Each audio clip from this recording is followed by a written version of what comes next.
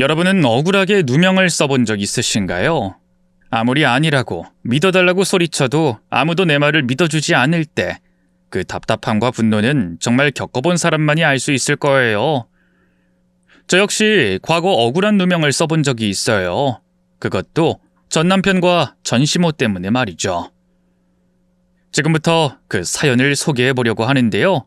마지막에 기막힌 반전이 숨어 있으니 꼭 끝까지 들어주세요. 그럼 시작해 보겠습니다. 제 어린 시절은 솔직히 말해 사람이 견뎌낼 수 있는 한계가 어디까지일까 끊임없이 시험당하는 나날들이었어요. 초등학교에 들어가기도 전에 아버지가 지병으로 돌아가셨고요. 이듬해 어머니가 교통사고로 세상을 떠나셨죠. 두 분이 돌아가실 때 상황이라든가 장례 절차 같은 건 잘 기억나지 않지만요. 그날 이후 세상이 저를 어떻게 규정지었는가는 명확하게 기억나요. 더럽고 비천한 고아. 그게 바로 세상이 새롭게 지어준 제 이름이었죠. 처음엔 작은 아버지 댁에 맡겨졌어요. 하지만 그 집에선 제가 돌봐줘야 할 조카가 아니라 밥만 축내는 짐 같은 존재였죠. 작은 아버지는 술만 마시면 괜히 제게 화풀이를 했고요. 작은 어머니는 제 앞에서 대놓고 한숨을 쉬며 말했어요. 우리도 먹고 살기 힘든데 남의 애까지 떠맡았으면 뭘 어쩌란 말이야. 그 소리를 들을 때마다 먼지가 되어 사라지고 싶은 마음뿐이었지만 못 들은 척 더 적게 먹고 더 많이 웃으며 작은 어머니에게 잘 보이려 애쓰는 수밖에 없었어요. 갈 곳이 없었으니까요. 하지만 결국 작은 아버지와 작은 어머니는 저를 다른 친척집으로 보냈고요. 거기서도 얼마 못 살다 또 다른 친척집으로, 또 다른 친척집으로. 그렇게 계속 여기저기를 전전하며 살았어요. 어느 집에서는 뒷마당 개보다도 못한 취급을 받기도 했고요. 또 어느 집에선 노예처럼 살기도 했네요. 초등학생이었던 제가 아침마다 쌀 씻고 반찬을 만드는 건 기본이었고요. 그 집 아기의 귀저귀를 갈아주고 밥을 먹여주고 울 때마다 얼러줘야 했어요. 아기를 봐줄 사람이 없다는 이유로 학교도 빠지기 일쑤였죠. 노동의 정당한 대가나 받았으면 또 몰라요. 밥은 늘 식구들이 먹다 남긴 것만 먹을 수 있었고요. 감기에 걸려도 약 같은 건 꿈도 꿀 수 없었어요. 아직도 기억나요. 친척 아저씨는 열이 40도까지 끓는 제 앞에서 그러셨죠. 뭔 코뿔 정도로 알아누워? 그 정도는 기세로 다 이겨내야지 임마. 내가 돈이 아까서 병원 안 데려가는 게 아니야. 부모 없는 애들은 독해야 살아남으니까 너 독해지라고 이러는 거지. 지금 생각해보면 10살도 채 안 된 어린아이에게 어쩜 그렇게 잔인했나 싶어요. 결국 저는 더는 그 집에서 살 수 없겠다는 생각에 어느 날 밤 도망쳤고요. 이리저리 떠돌다 한 보육원에서 지내게 됐어요. 나중에 들어보니 그 친척 아저씨는 결국 노름으로 전 재산을 날려먹고요. 다른 사람 등쳐먹으려다가 사기죄로 감옥에 갔다고 하더군요. 나름 인과응보를 당한 셈이죠. 어쨌든 보육원에 들어온 뒤로 아이러니하지만 제 인생은 평온해졌어요. 평범한 아이들이라면 절대 가고 싶어 하지 않을 보육원이 제게는 처음으로 마음 편히 밥을 먹고 잠을 잘 수 있는 곳이 됐으니까요. 물론 그렇다고 해서 제 처지가 완전히 달라진 건 아니었어요. 여전히 의지할 사람 없이 외로운 신세인 건 마찬가지였죠. 자랄수록 저는 사람에게 기대지 않는 법을 배웠고요. 울고 싶을 땐 혼자 베개에 얼굴을 묻고 삼켜버릇했네요. 성인이 돼 보육원을 졸업하니 참 막막했어요. 정부에서 지원해주는 자립지원금은 작은 원룸을 구하고 나니 흔적도 없이 사라져버렸고요. 당장 어떻게 먹고 살아야 할지 겁이 났죠. 무작정 일자리를 알아보다가 잡지를 만드는 작은 출판사 사무원으로 일하게 됐는데요. 월급이 썩 많진 않아서 주말에 따로 동네에 있는 작은 카페에서 아르바이트도 병행했어요. 쉬는 날이 하루도 없이 몸은 힘들었지만 그래도 통장에 차곡차곡 쌓이는 돈을 보고 있자면 안심이 됐죠. 제가 일하던 카페엔 조용히 커피만 마시고 가는 단골 손님들이 꽤 있었는데요. 그 중에서도 유독 눈에 띄는 남자가 있었어요. 키가 크고 마른 체형에 항상 모자를 푹 눌러 쓴 채 책 한 권을 옆구리에 끼고 왔죠. 주문하는 메뉴도 늘 똑같았어요. 얼음 1개를 넣은 따뜻한 아메리카노. 처음엔 따뜻한 음료를 주문해 놓고 왜 얼음을 1개 넣어달라고 할까 이해가 안 갔는데요. 사장님한테 물어보니 뜨거운 걸 잘 못 먹는 손님들이 가끔 그렇게 주문한다고 하더라고요. 얼음을 딱 1개만 넣으면 뜨거운 커피가 딱 먹기 좋을 정도의 온도로만 식는다나요? 근데 그 손님의 특이한 주문보다 더 인상적인 건 따로 있었어요. 바로 그 손님의 눈이었죠. 처음엔 모자에 가려져 잘 몰랐는데요. 자세히 보니 그 손님은 양쪽 눈 색깔이 달랐어요. 한쪽 눈은 깊고 어두운 갈색인데 다른 한쪽은 투명하게 푸른빛을 띠고 있었죠. 처음엔 렌즈인가 싶기도 했지만 오래 지켜보니 그게 그의 자연스러운 모습이라는 걸 알 수 있었어요. 흔히 오드 아이라고 하나요? 어릴 때 보던 만화 영화 속 주인공이나 갖고 있을 법한 신비한 눈이었죠. 처음엔 저도 모르게 자꾸만 그 눈에 시선이 갔지만 혹여 불쾌할까 싶어 나중엔 일부러 못 본 척 모른 척 했어요. 제 나이쯤 되면 그런 걸 티내는 게 예의가 아니라는 것쯤은 알았으니까요. 그래서 눈이 마주쳐도 별다른 반응 없이 그저 평소처럼 얼음 1개 넣은 따뜻한 아메리카노 맞으시죠? 하고 주문만 받고 웃어주는 게 전부였죠. 그때만 해도 꿈에도 몰랐어요. 그 손님과 제가 뜻하지 않은 사건으로 엮이게 될 줄은요. 어느 주말 그 손님이 평소보다 늦은 시간에 카페에 방문했어요. 오후라 그런지 카페 안은 손님들로 북적거렸는데요. 테라스 쪽 자리를 차지한 채 시끄럽게 떠들던 한 무리의 대학생들이 그 손님을 보고 자기들끼리 눈짓을 주고받더군요. 야, 방금 들어온 남자 봤냐? 눈 색깔이 한쪽만 파래. 진짜? 말로만 듣던 오드아이 뭐 그런 건가? 에이, 한쪽만 컬러렌즈 낀 거겠지. 요즘 그런 인간들 많아. 특이해 보이려고. 참나, 지가 연예인이야 뭐야? 나이 처먹고 별 회개한 짓을 다 하네. 꼴불견이야. 대학생 무리는 그 손님이 들으라는 듯이 마구 흉을 보며 자기들끼리 낄낄거리기 시작했어요. 순간 제가 괜히 부끄러워졌어요. 제대로 알지도 못하는 사람을 두고 저토록 무례하게 굴다니.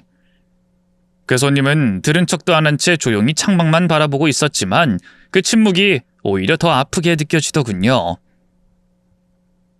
아무렇지 않은 척 앉아있는 그 사람의 뒷모습이 오래전 보육원에서 따돌림을 받던 제 모습과 겹쳐 보이기도 했고요. 참다 못한 저는 자리에서 벌떡 일어나 그 예의 없는 대학생 무리에게 다가갔어요. 저기요, 조금만 조용히 해주시겠어요? 다른 손님들도 계신데 아까부터 너무 시끄러우신 것 같아요. 그러자 그 손님을 곁눈질하며 키득거리던 대학생들이 동시에 절 바라봤어요. 뭐야, 카페 안에서 저희들끼리 얘기도 못해요? 얘기하는 건 좋은데 다른 손님들에게 방해가 될 정도로 너무 시끄러웠어요. 그리고 그 내용도 좀 저급하고요. 뭐예요? 저급? 네. 다른 사람 외모를 가지고 이러쿵저러쿵 얘기하면 안 된다는 것도 모르세요? 유압 땡땡대학 학생들이죠. 수업 때 대체 뭘 배우길래 그런 기본적인 도덕관념도 없어요? 제 말에 일순 주변에 있던 손님들이 풋하고 웃음을 터뜨렸고요. 그게 신호라도 된 양 대학생 무리들의 얼굴이 시뻘개졌어요. 대치 상태가 이어지던 것도 잠시 저를 빤히 쏘아보던 그 무리는 이내 야 가자! 재수없게 한마디를 내뱉곤 자리를 떴죠. 그 뒤로 카페 안은 다시 평온을 되찾았어요.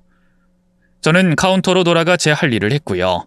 다른 손님들도 각자의 시간을 보냈죠. 그런데 그 손님이 커피를 다 마실 쯤 갑자기 제게 다가와 말을 붙였어요. 저기, 아깐 감사했습니다. 네? 감사라뇨? 아까 그 학생들 제 일로 그러신 거잖아요. 아, 아니에요. 전 그냥 그 학생들이 너무 시끄러워서 주의를 좀 주려고. 뭐가 됐든 고마워요. 그리고 그동안 제 눈 못 본 척 해준 것도. 대부분은 호기심에 물어보거나 이상하게 쳐다보거든요. 그날 처음으로 그 손님의 웃는 얼굴을 봤고요. 그게 신호탄이라도 된 듯 이후 그 손님은 눈에 띄게 제게 마음의 문을 열기 시작했죠. 카운터에선 늘 메뉴 주문만 하던 사람이 오늘은 날씨가 좋다는 둥, 끝나고 뭐하냐는 둥 이런저런 말을 붙여오고요. 한 번은 시간 될 때 밥이나 함께 하자고 하더군요. 그냥 하는 말이라고 생각했는데요. 그 다음 주 그는 정말로 제 구체적인 스케줄을 물어봤고요.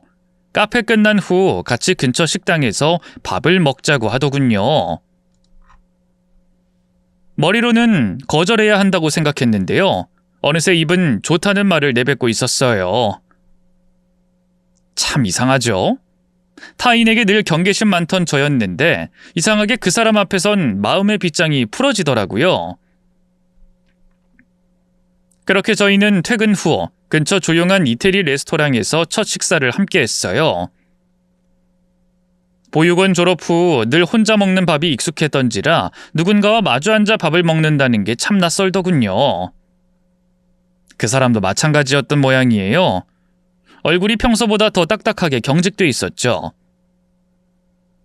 식사를 하며 이런저런 신변 잡기를 하다 보니 자연스레 그에 대해서도 알게 됐는데요. 그는 저보다 무려 9살 연상이었고요. 물류 관련 회사를 운영하는 잘 나가는 사업가였어요.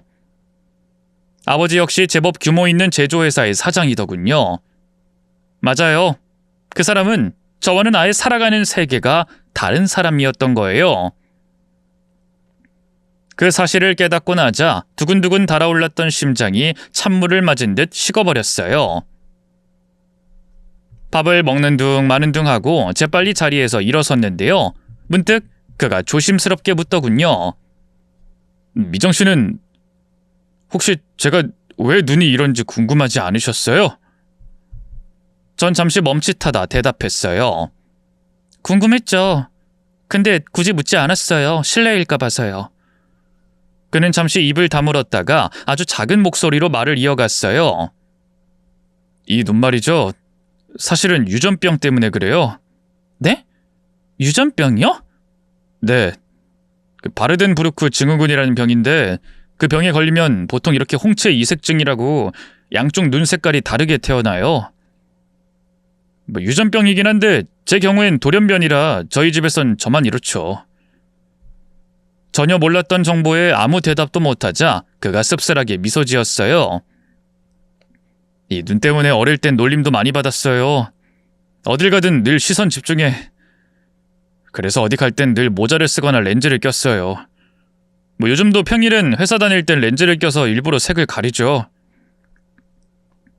고충이 많으셨겠네요. 전 그냥 예쁘다고만 생각했는데. 미정 씨가 착한 거죠. 괴물 같다는 소리도 많이 들었어요. 결혼까지 생각했던 여자한테 차이기도 했었고. 아이한테 유전될까봐 무섭다더군요. 그래서 저 사람을 잘 못 믿어요. 누가 다가와도 금세 떠날 사람처럼 느껴지고.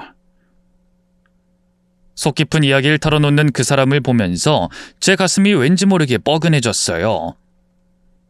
다시금 그의 모습에서 제 모습이 겹쳐 보인 탓이었죠. 이유는 다르지만 저도 어릴 적부터 세상으로부터 쫓기듯이 밀려난 기억이 많았으니까요. 문득 그에게 조금이라도 위로가 되어주고 싶다는 생각이 들었어요. 전 그쪽 눈 여전히 예쁘다고 생각해요. 진심이에요. 신비롭고 따뜻하고 하나도 무섭지 않아요. 그쪽한테 참 잘 어울리는 눈이라고 생각해요. 그 말에 문득 그의 얼굴이 울 것처럼 일그러졌어요. 그는 다급하게 고개를 푹 숙였고요. 한참 뒤 떨리는 목소리로 말했죠. 그렇게 말해줘서 고마워요, 정말로. 그날 이후 저희 사이는 눈에 띄게 가까워졌어요. 퇴근 후 함께 공원을 걷거나 늦은 시간까지 조용한 카페에 앉아 서로의 이야기를 나누곤 했죠. 그는 사업 이야기부터 유년 시절 아팠던 이야기까지 속 깊은 얘기를 하나둘 꺼내 보였고요. 저 역시 처음으로 제 보육원 시절 이야기를 털어놨습니다. 참 이상하죠? 누구에게도 말 못할 것 같았던 제 과거를 그 사람 앞에서는 참 쉽게도 꺼내게 되더라고요. 어느새 저희는 서로를 아프게 만든 상처를 꺼내놓고 조심스레 꿰매주는 사이가 되었죠. 단순히 연인이라는 말로도 부족한 아주 깊이 사랑하는 사이가 된 거예요. 그리고 얼마 지나지 않아 그는 제게 조심스럽게 말했어요. 미정아, 나 너랑 결혼하고 싶어. 너 없인 이제 안 될 것 같아. 너무 갑작스러워 당황했지만 저 역시 같은 마음이었기에 이내 고개를 끄덕였어요. 좋아, 우리 결혼하자. 나도 오빠 없이는 안 될 것 같아. 그렇게 저희는 사귄 지 반년 만에 결혼을 결심했는데요. 이 결혼이란 게 마음처럼 그렇게 쉬운 일은 아니더군요.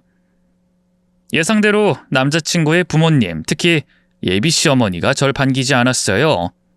그럴만도 했죠. 명문대를 나와 잘나가는 사업가로 자리매김한 남자친구와 달리 저는 고등학교도 간신히 졸업한 평범한 회사원이었고요. 무엇보다 보육원에서 자란 천의 고아였으니까요. 예비 시어머니는 처음 저를 본 날 제 면전에 찬물을 쏟아부었어요. 그리고 돈봉투를 던지며 소리치셨죠. 어디 감히 주제도 모르고 내 아들을 넘봐? 내 아들이 하도 사정사정해서 내가 이 자리까지 오긴 했는데 넌 대체 뭐니? 그렇게 주제 파악이 안 돼? 어머님, 전 그저... 어머님은 누가 네 어머님이야? 됐으니까 이 돈 받고 떨어져. 애초에 너 돈 노리고 내 아들한테 접근한 거 아니야? 생전 처음 받아보는 모욕 앞에서 저는 아무 말도 할 수 없었어요. 그런 저를 대신해 남자친구가 앞으로 나섰죠. 어머니, 미정이 제가 선택한 사람이에요. 이런저런 조건이나 배경 따지지 말고 사람 그 자체를 봐주세요. 하! 사람 그 자체를 보면 뭐 다를 게 있니? 근본도 모르는 고아 주제 어딜 비비려고 해. 됐고, 태식이 너도 정신 차려. 네가 윤희를 아직도 못 잊어서 아무 여자나 데려다 앉히려나 본데 엄마가 윤희만큼 괜찮은 여자 찾아다 줄 테니까. 윤희는 다름 아닌 남자친구의 전 여자친구였어요. 어머니가 교수에 아버지는 식품 사업을 하는, 조건만 놓고 보면 남자친구네 집안과 손색 없는 조건의 아가씨였는데요. 남자친구의 유전병이 걸림돌이 돼 결국 헤어지고 말았더랬죠. 남자친구의 전 여자친구까지 거론되자 더욱더 모멸감이 들었는데요. 그런 제 마음을 눈치챈 것처럼 남자친구가 언성을 높였어요. 그런 거 아니에요. 윤희는 이미 잊은 지 오래라고요. 제가 진심으로 사랑하고 결혼까지 하고 싶은 건 미정이 뿐이에요. 제발 허락해 주세요, 어머니. 말이 되는 소리를 해. 어디 이런 비천한 고아를... 어머니, 제가 윤희랑 왜 헤어지셨는지 잊으셨어요? 남자친구의 되물음에 예비 시어머니가 일순 몸을 움찔했어요. 남자친구가 그 기세를 몰아 다시금 입을 열었죠. 제 병을 품어줄 수 있는 여자가 많지 않다는 거 잘 아시잖아요. 미정인 달라요. 제 배경만 보면서 다가오던 그런 여자들도 아니고요. 제 병을 알고 혐오스럽게 쳐다보던 그런 잘난 집 여자들하고도 다르다고요. 어느새 남자친구의 두 눈엔 눈물이 그렁그렁했어요. 알게 모르게 그간 남들과 다른 외모, 그리고 숨겨진 유전병 때문에 상처를 많이 받은 것 같았죠. 자식 이기는 부모 없다고 그 모습에 결국 시부모님은 저희의 결혼을 허락하셨어요. 단, 한 가지 조건이 붙었죠. 바로 결혼 후 시부모님과 합가해야 한다는 거였죠. 솔직히 정말 싫었지만 별 수 있나요? 남편으로부터 아이가 태어나면 꼭 분가하겠다는 다짐을 받아내고 결혼하자마자 시댁으로 들어갔죠. 시집살이는 각오했던 것보다 더 힘들었어요. 시어머니는 제가 들어앉자마자 일하던 가정부까지 내보내고요. 집안일을 전적으로 제게 다 일임하셨죠. 새벽같이 일어나 시댁 어른들 식사를 준비하고 거실을 닦고 빨래를 개고 집안일이 끝도 없었어요. 조금이라도 늦잠을 자거나 반찬간이 조금만 안 맞아도 시어머니는 가차없이 쏘아붙였죠. 아휴, 음식간이 이게 뭐야? 나물은 짜고 국은 밍숭맹숭하고 뭐 일부러 당해봐라 하고 이런 거니? 그럴 리가요, 어머님. 죄송해요. 간을 맞춘다고 맞췄는데 얼른 다시 할게요. 됐다. 그냥 내가 하고 말지. 아휴, 이래서 가정교육이 중요해. 친정엄마한테 뭘 배웠어야 할 줄 알지? 근본도 모른 채 보육원에서 자랐으니. 어떻게든 참으려고 했어요. 모진 모욕과 멸시 속에서도 꿋꿋하게 웃으며 시부모님에겐 잘하면 언젠가 두 분도 제게 마음의 문을 열어주실 거라고 믿었죠. 하지만 시간이 지날수록 시어머니의 구박은 더욱더 심해지기만 했고요. 시아버지 역시 저를 투명인간 취급했어요. 그나마 제가 기댈 곳이라곤 남편밖에 없었는데요. 처음엔 그래도 제 편을 들어주던 남편이 시간이 지나면서 점점 달라지기 시작했어요. 아무래도 지쳤던 거겠죠. 처음엔 어머니 너무 심하신 거 아니에요? 하고 나서던 남편도 몇 번 말다툼이 오가고 난 뒤엔 아예 입을 다물더라고요. 제가 섭섭하다는 기색을 보이면 나도 힘들어. 당신이랑 어머니 사이에서 내가 얼마나 스트레스 받는 줄 알아? 하고 짜증부터 냈죠. 결혼은 엄연한 현실이라는 걸 그때 깨달았네요. 시간이 흐를수록 저희 부부는 점점 싸움이 잦아졌어요. 사소한 오해도 금세 큰 다툼으로 번졌고요. 서로가 서로에게 상처만 주는 말들을 퍼붓기 일쑤였어요. 내일 어머님이 김장하자는데 벌써 걱정이야. 또 날 얼마나 힘들게 하실지. 그렇게 걱정되면 그냥 도우미 아주머니들 불러서 하자고 해. 어머님이 허락해 주실 리가 있어? 말도 안 꺼내보고 그걸 어떻게 알아? 당신 진짜 아무것도 모른다. 애초에 어머님이 김장 얘기 꺼낸 건 날 괴롭히려고 그러시는 거야. 근데 도우미를 쓰라니. 우리 어머니가 무슨 마녀야? 어머니가 당신 미워하는 건 뭐 그래 나도 인정해. 근데 아무렴 당신 괴롭히려고 김장을 하자고 하실까? 김장은 원래부터 했던 거야. 그거 피해의식이라고. 뭐? 피해의식? 당신 어떻게 그렇게 말할 수 있어? 누가 김장이 연례 행사인 거 몰라? 근데 백복이나 하자시는데 그것도 주말도 아니고 평일에 콕 집어서. 그게 작정하고 나 괴롭히려고 그러는 게 아니면 뭐야? 그만하자. 나 내일도 거래처 미팅이 있어서 일찍 나가봐야 돼. 당신 우는 소리 들어줄 시간 없다고. 남편과 등 돌리고 자는 시간이 늘어날수록 겁이 났어요. 이대로 남편과 영영 돌이킬 수 없는 강을 건너는 사이가 될까봐 말이죠. 한 가지 유일한 희망은 임신이었어요. 그래도 아이가 들었으면 우리 사이도 좀 달라지겠지. 이 집에서 분가할 수 있고 그럼 시어머니도 지금처럼 날 괴롭히진 못할 테니까. 하지만 간절한 바람과 달리 결혼한 지 2년이 넘도록 좀처럼 아이는 생기지 않았어요. 시간이 지날수록 제 마음엔 조바심만 더 커졌고요. 그건 집안의 대를 이을 손자를 간절하게 바라던 시부모님 역시 마찬가지였죠. 예, 너 뭔가 하자 있는 거 아니니? 어떻게 여적 애가 안 들어서? 저도 잘 모르겠어요, 어머님. 네 몸 상태를 네가 모르면 누가 알아? 내가 너를 왜 허락했는데? 그나마 몸뚱이 하나는 젊고 싱싱해서 애는 잘 낳겠구나 싶어서 허락했던 거야. 근데 그마저도 못해? 결국 시어머니의 등살에 못 이겨 남편과 저는 난임병원까지 가게 됐는데요. 검사 결과는 너무 충격적이었어요. 그도 그럴 게 남편이 무정자증 진단을 받았거든요. 운동성 있는 정자가 아예 없다시피 해서 자연 임신은 물론이고 시험관 시술이나 인공수정도 어렵다고 하더군요. 집으로 돌아오는 길, 남편은 한마디도 하지 않았어요. 차 안은 숨이 턱 막힐 정도로 무거운 침묵만 가득했죠. 그러다 집에 다 와갈 무렵 조심스럽게 입을 열었어요. 괜찮아 여보. 자식 없으면 어때? 난 우리 둘이 오순도순 사는 것도 좋아.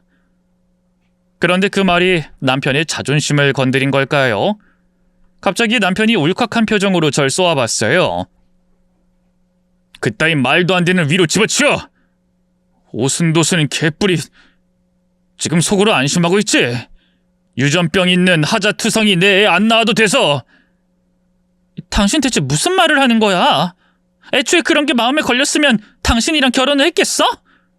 결혼이야 당연히 할 수 있지. 내가 가진 게 얼마나 많은데. 고아의 카페 알바생이나 하던 당신이 나랑 결혼한 뒤론 사모님 소리 듣고 있잖아. 머리론 알고 있었어요. 남편 역시 본인이 무정자증이라는데 충격받아서 더 모진 소리를 내뱉고 있다는 걸요. 하지만 그렇다고 해서 자기 하나뿐인 와이프를 꽃뱀 취급해도 되는 건 아니잖아요.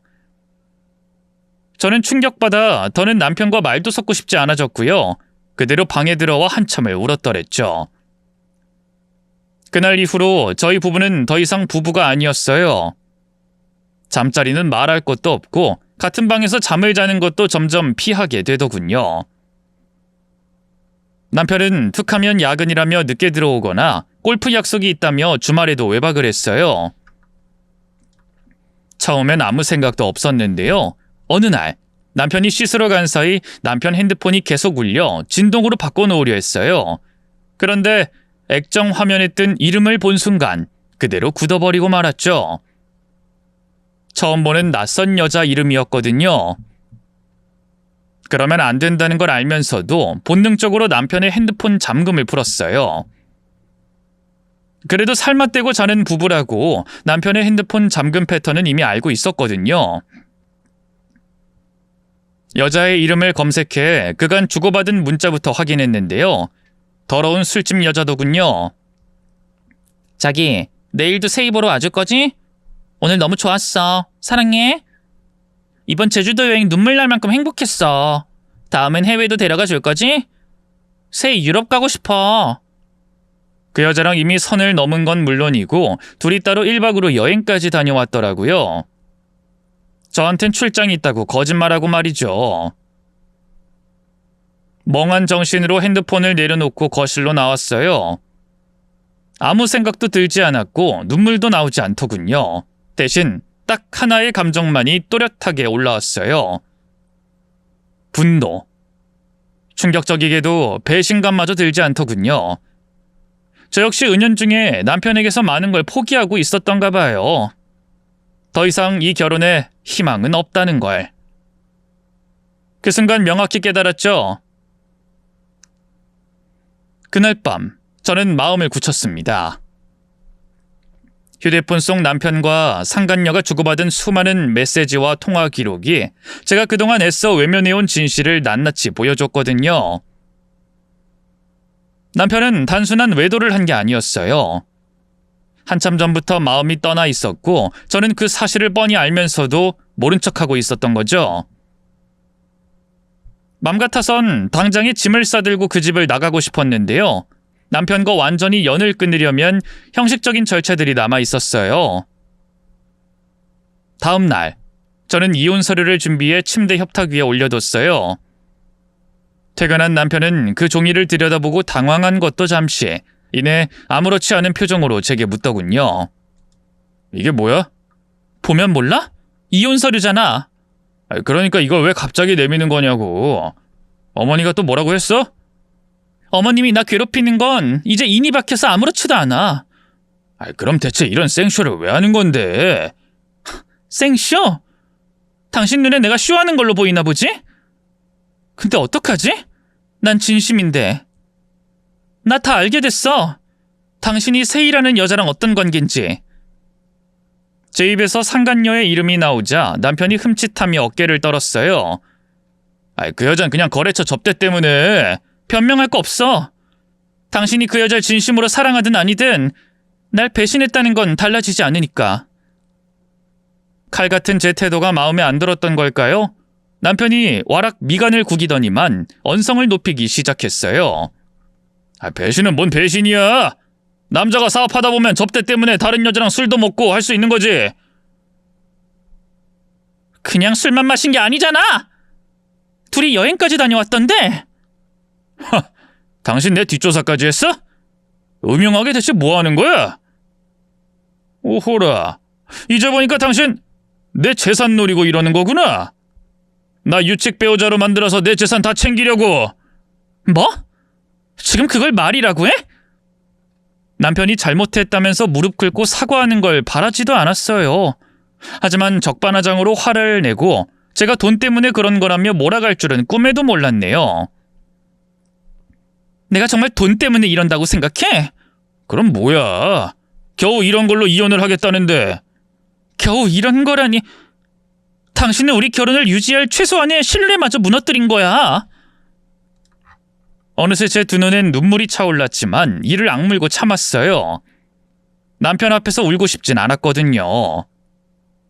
그런 제 마음을 아는지 모르는지 남편은 이혼 서류를 구겨 바닥에 던져버렸고요. 제 코앞으로 다가와 소리쳤어요.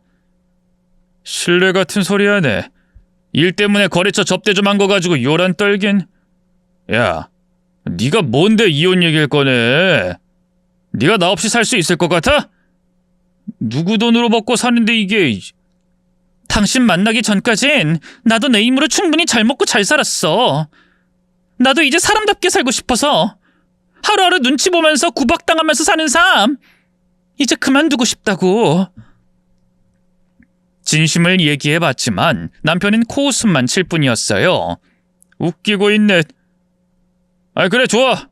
어디 이혼하고 사람답게 살아보라고. 단 내 돈 없이. 너 어떻게든 나 유책 배우자 만들어서 돈 뜯어낼 심산인가 본데 그렇게는 안 되지. 내 친구들 중에 잘나가는 변호사 많은 거 너도 알지? 두고 보라고. 내 재산 한 푼도 안 뺏길 거니까. 그야말로 몸만 나가게 해주겠어. 남편의 잔인한 말에 온몸이 떨렸어요.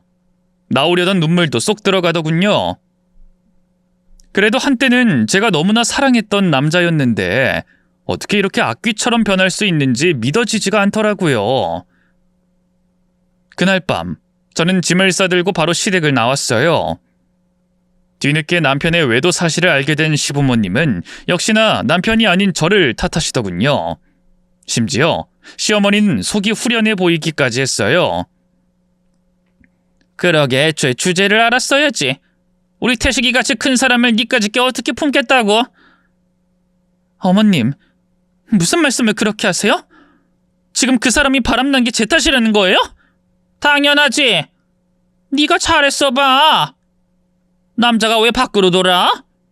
그리고 그깟 걸로 바람은 무슨. 남자가 큰일 하다 보면 그럴 수도 있는 거지. 아버님이 술집 여자랑 놀아나도 그렇게 말씀하실 수 있나요? 뭐야? 너 지금 말 다 했어? 아니요, 다 못했는데요. 지금까지 꾹 참았는데 사실 고아인 저보다 더 못 배워먹고 천박한 건 어머님이거든요. 전 적어도 사람한테 해야 될 말과 하지 말아야 할 말이 뭔지 정도는 구분하니까요. 근데 어머님은 인성부터가 글러먹었어요.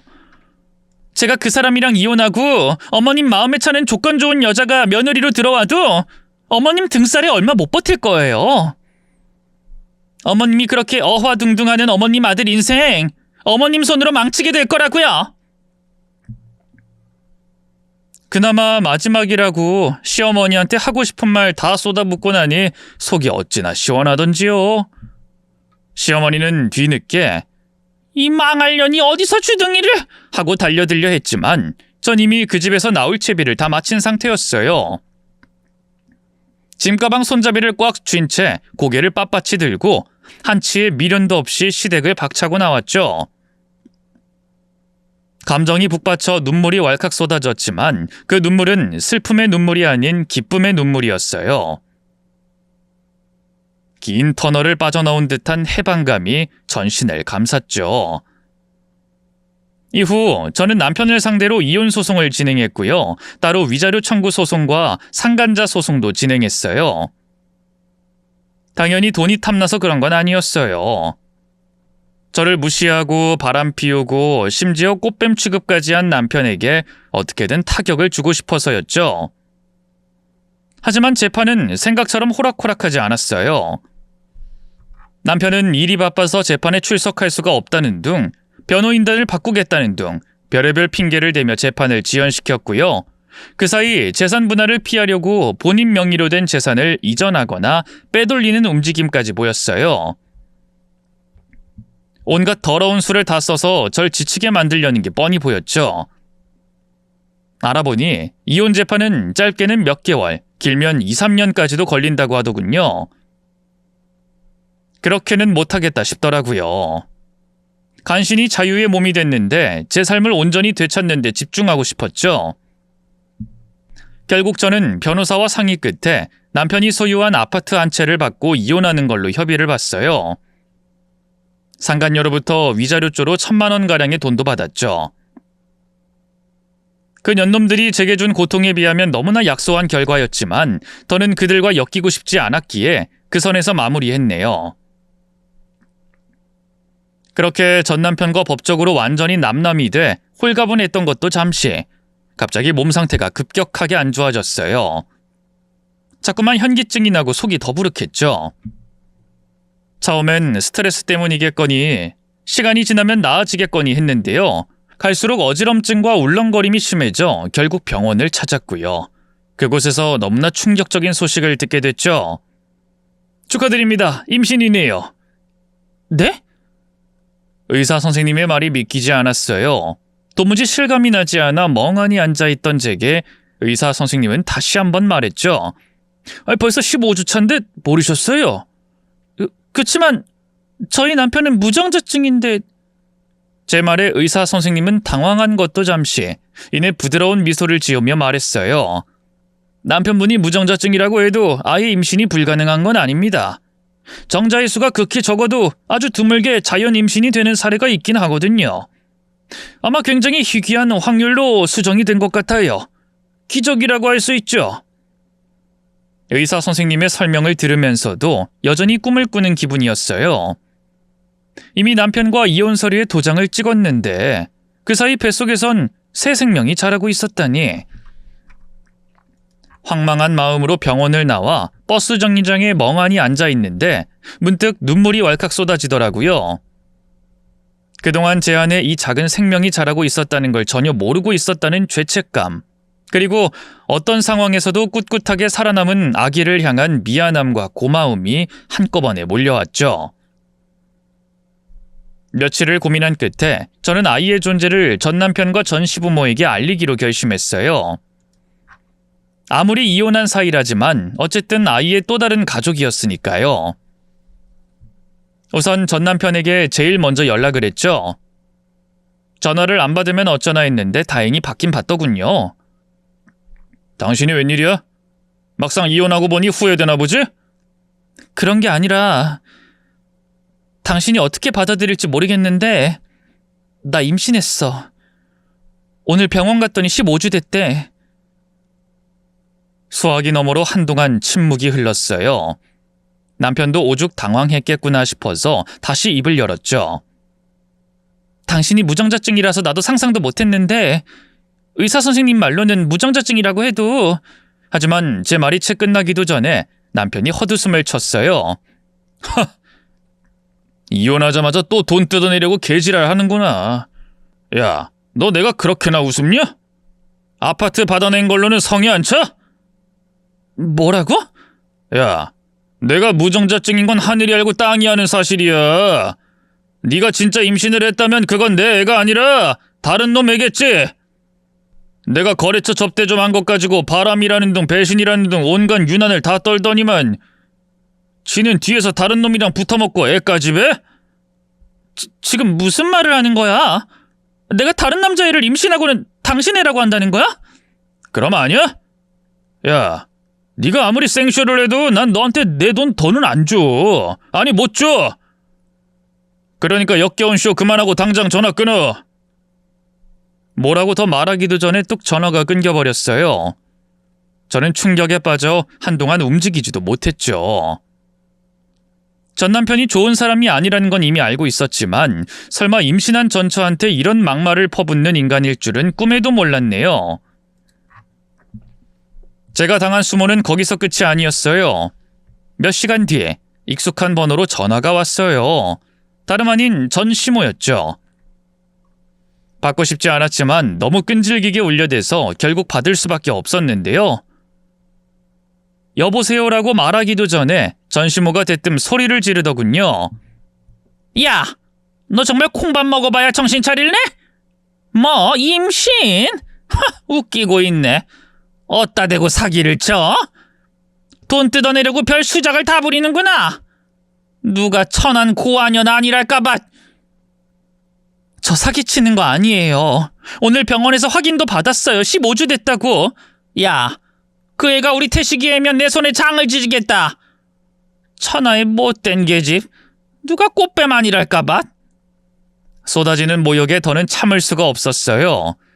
저는 배를 끌어안으며 차분하게 입을 열었죠. 그 말 책임질 수 있어요? 뭐? 나와봤는데 진짜 그 사람 애면 그땐 어떻게 하실 건데요? 아니 이게 진짜... 장을 지지실 필요는 없고요. 어머님도 그 사람도 제 앞에 무릎 꿇고 사과하세요.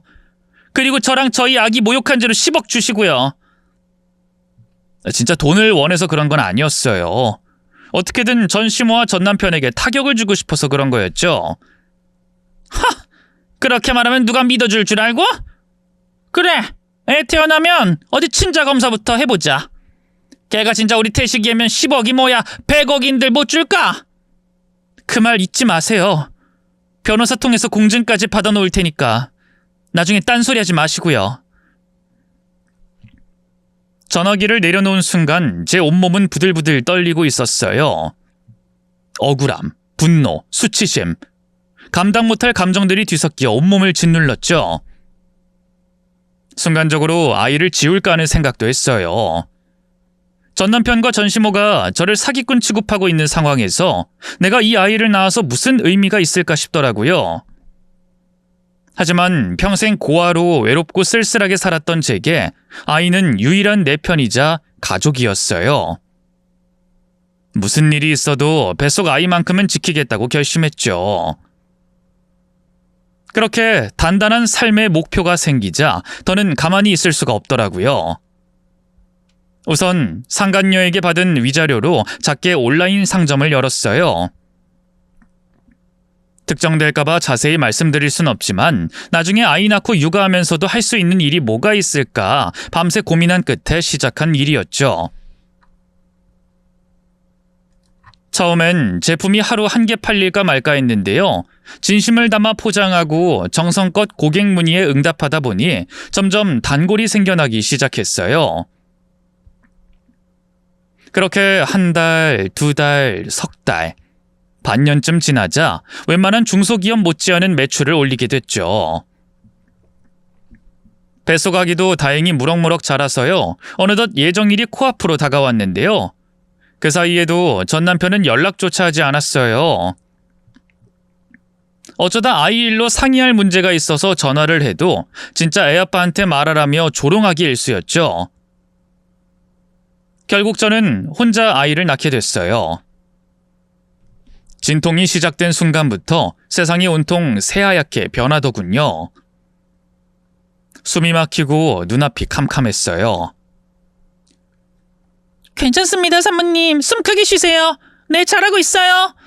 간호사의 다급한 목소리 속에서도 제 안에서 솟구치는 고통은 감당이 안 됐죠.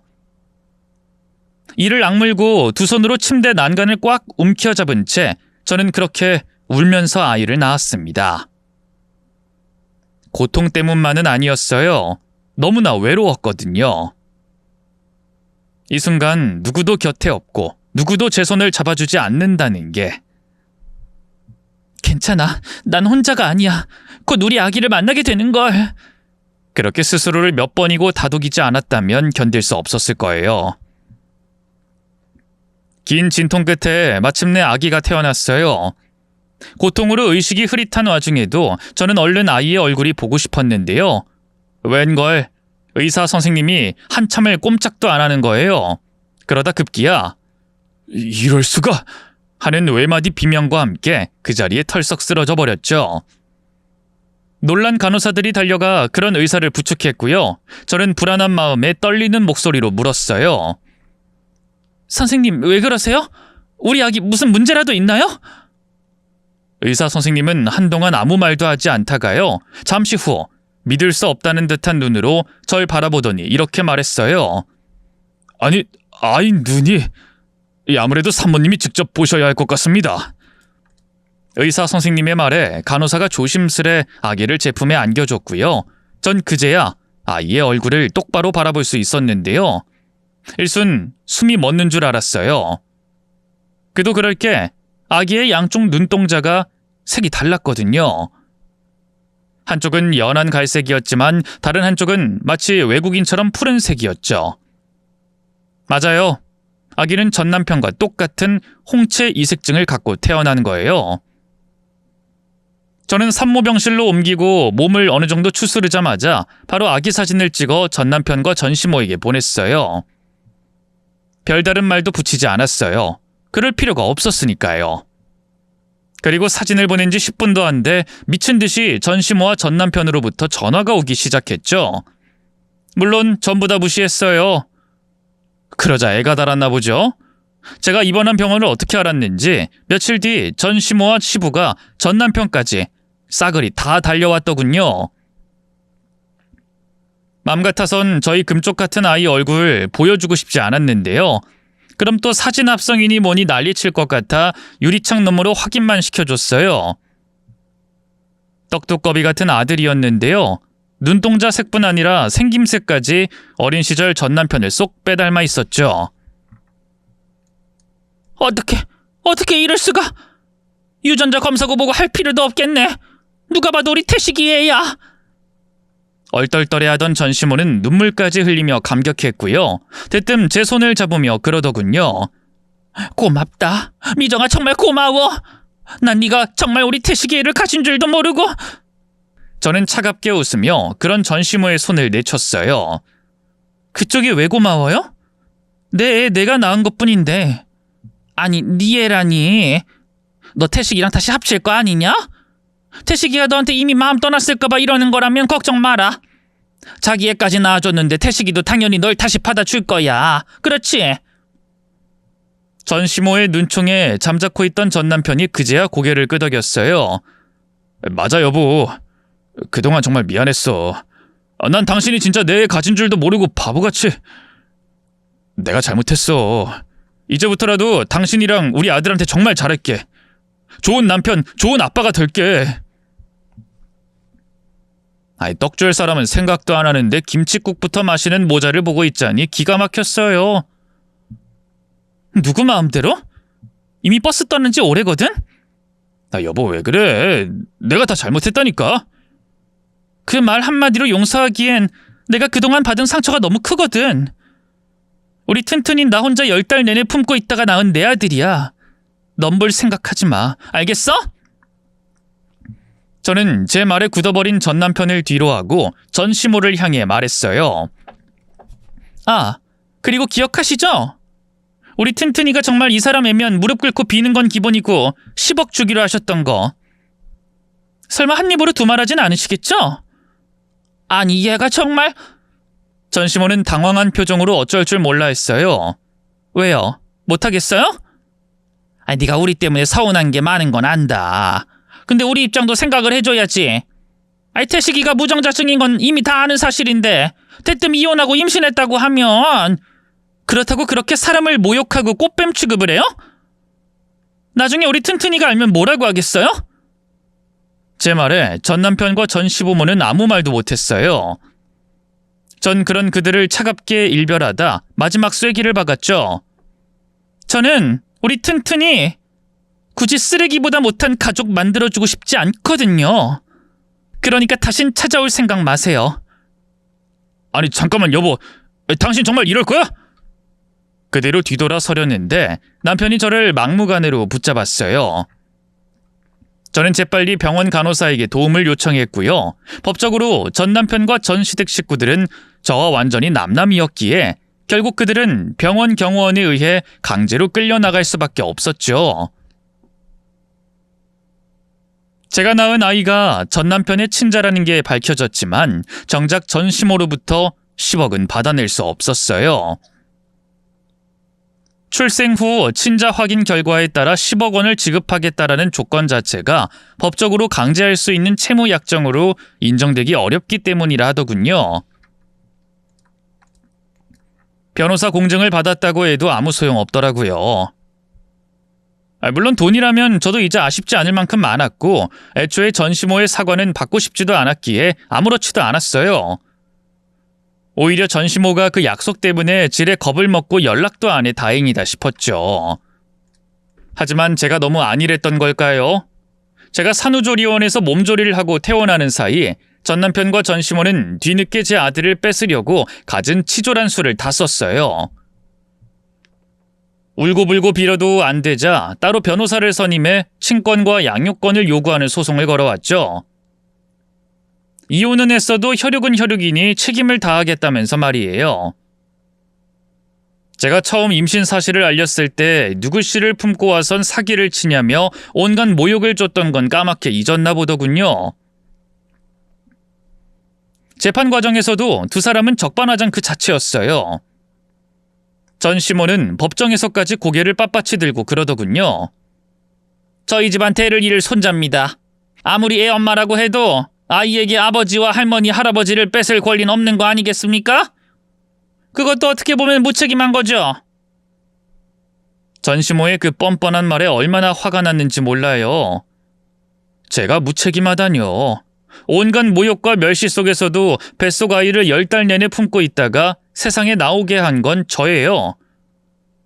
임신 중 단 한 번도 저나 아들을 챙긴 적 없던 사람들이 뒤늦게 친자라는 걸 알고 나서야 내 아들, 내 손주 운운하다니 얼마나 괘씸하던지요.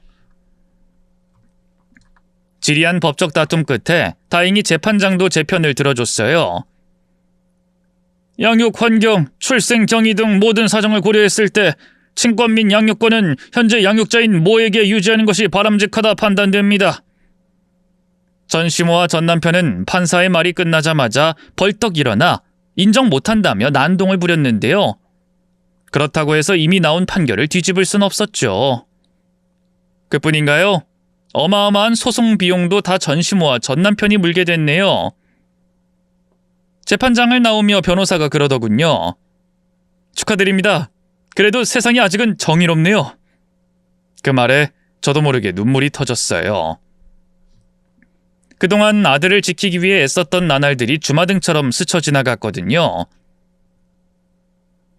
시간이 흐르면서 제 삶에도 조금씩 봄바람이 불기 시작했어요. 개인 사업도 술술 잘 풀리고 있고요. 친구 소개로 만난 남자와 얼마 전 새롭게 가정도 꾸렸죠. 처음엔 누군가를 다시 믿는다는 게 두려웠어요. 제가 겪은 아픔과 배신이 워낙 크다 보니 누가 다가오기만 해도 경계를 하게 되더라고요. 그런데 그 사람은 달랐어요. 이상하게 처음 만났을 때부터 내 사람같이 편했고요. 너무 앞서지도 그렇다고 너무 뒤처지지도 않고 딱 제가 발을 내딛는 만큼만 조심스레 다가와줬죠. 아들에게는 처음엔 그냥 엄마 친구로만 소개했어요. 그런데 어느 날 아들이 그러더군요. 엄마, 그 아저씨 있잖아. 우리 집에 자주 와도 돼. 나랑 게임도 같이 하고 밥도 같이 먹고 그럼 좋을 것 같아. 정말? 그 아저씨랑 더 친해지고 싶어? 응. 나 그 아저씨라면 아빠가 돼도 괜찮아. 그러니까 엄마도 그 아저씨랑 더 친하게 지내도 돼. 아직 아무것도 모르는 어린애인 줄 알았더니 어느새 아들도 부쩍 속이 깊어져 있더라고요. 내가 그동안 아들 하나만 바라보며 버틴 세월이 헛되진 않았구나 싶더군요. 그날 이후 저는 더는 망설이지 않았어요. 조심스럽게 그 사람과의 만남을 이어갔고요. 아들과도 함께 어울리며 소중한 추억을 하나하나 쌓아갔죠. 결국 저희 셋은 자연스럽게 한 식탁에 앉아 밥을 먹고 한 입을 덮고 잠드는 진짜 가족이 되었답니다. 반면 전 남편과 전 시모는 그리 잘 살고 있진 못해요. 겹지인에게 듣기론 전 남편이 재혼하려고 무진 애를 썼다는데요. 아무리 집에 돈이 많아도 무정자증에 유전병까지 있는 더군다나 한 번 갔다 온 남자를 누가 사위 삼으려 하겠어요. 이 여자 저 여자 만나다 결국 다 차이고요. 여직 혼자 살고 있다 하더군요. 사업이나 잘 되면 또 몰라요. 해외 판로를 확장하려고 무리하다 사기를 당해서 본인과 전 시부가 모아둔 돈 거진 다 날리고요. 졸지에 큰 빚만 떠안게 됐다더군요. 예전엔 사장님 소리 들으며 어깨 으쓱했겠지만 지금은 은행 압류 통지서에 시달리며 겨우겨우 체면치레만 하고 산다더라고요. 전 시모는요. 아들이 그렇게 무너지는 걸 보고도 여전히 철이 없어요. 아직도 주변에 우리 태식이 좋다고 쫓아다니는 여자는 많은데 우리 태식이가 눈이 좀 높아서야지 하는 헛소리를 하고 다닌다지 뭐예요. 현실 감각이 없는 건지, 애써 현실을 외면하는 건지, 뭐가 됐든 더는 신경 쓰지 않으려고요. 이제 남보다도 못한 사이가 된 지 오래니까요. 지금 제 옆에는 제 편이 되어주는 남편이 있고 사랑스러운 아들이 있어요. 내일이 늘 오늘 같기만 하다면 더 바랄 게 없을 것 같네요. 긴 얘기 들어주셔서 고맙습니다. 모두 건강하세요.